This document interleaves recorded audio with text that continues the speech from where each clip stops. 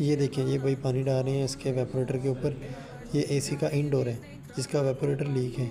ये minor leakage की वजह से जो है इसमें गैस निकलती है, उसकी वजह से इसमें जो है प्रेशर बरकरार नहीं रहता और कूलिंग नहीं करता है इसकी कूलिंग को बरकरार रखने के लिए इसे जो है वो टांका लगाएंगे, और टांका लगाने के बाद जो है या फिर इसका यूज़ चेंज करेंगे तो इसमें गैस चार्ज होगी, फिर कूलिंग इसकी बरकरार होगी क्योंकि कहीं से लीकेज नहीं होगी।